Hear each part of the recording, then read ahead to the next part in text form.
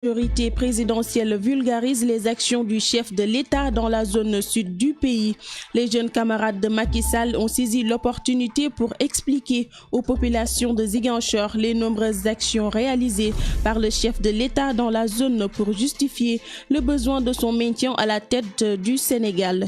Pape Aliou Diédhiou est le président de l'Union des jeunes pour la majorité présidentielle. Il est avec Lamine Ba.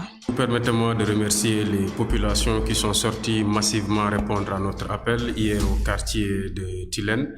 L'objectif était que l'Union des jeunes pour la majorité présidentielle, accompagnée des femmes du mouvement, a appelé ses différents membres pour discuter et informer les populations sur les réalisations du chef de l'État.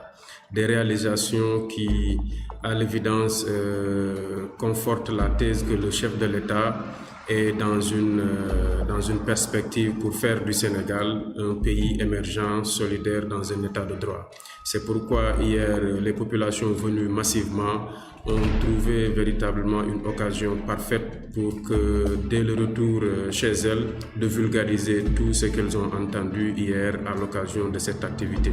Nous avons saisi aussi l'occasion pour remobiliser nos troupes parce que, comme vous le savez, l'Union des jeunes pour la majorité présidentielle avec les femmes est un mouvement aujourd'hui incontournable dans la région de Ziguinchor. Donc en atteste aujourd'hui toutes les adhésions que nous connaissons un peu partout, non seulement dans le département, mais aussi dans la région de Ziguinchor. C'est vrai que nous sommes membres de l'Alliance pour la République, mais nous avons compris que pour réélire le chef de l'État, il faut aller au-delà de son parti, il faut aller au-delà de sa coalition Benno Bokk Yakaar, il faut aller voir les gens de la société civile qui sont aujourd'hui satisfaits du travail du chef de l'État, mais qui n'ont pas un cadre pour véritablement exprimer leur engagement à vouloir l'accompagner.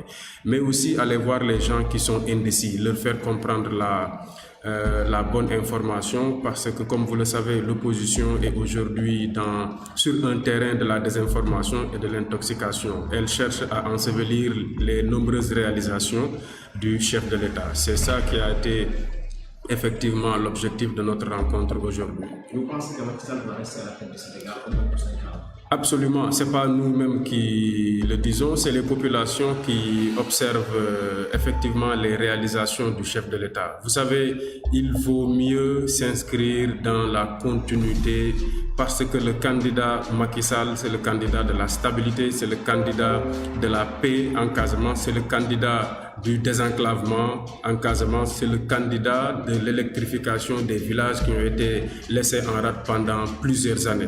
Mais aussi le candidat de l'eau potable, parce que vous le savez, beaucoup de villages, beaucoup de contrées n'ont jamais eu l'occasion de pouvoir goûter à cette source vitale qui est l'eau potable. Donc je pense que pour une continuité du plan Sénégal émergent, pour que nous puissions dans les années à venir vivre dans une société qui est digne et qui vit dans la prospérité, je pense que le candidat Macky Sall est le meilleur choix et il doit aujourd'hui bénéficier de l'accompagnement des populations.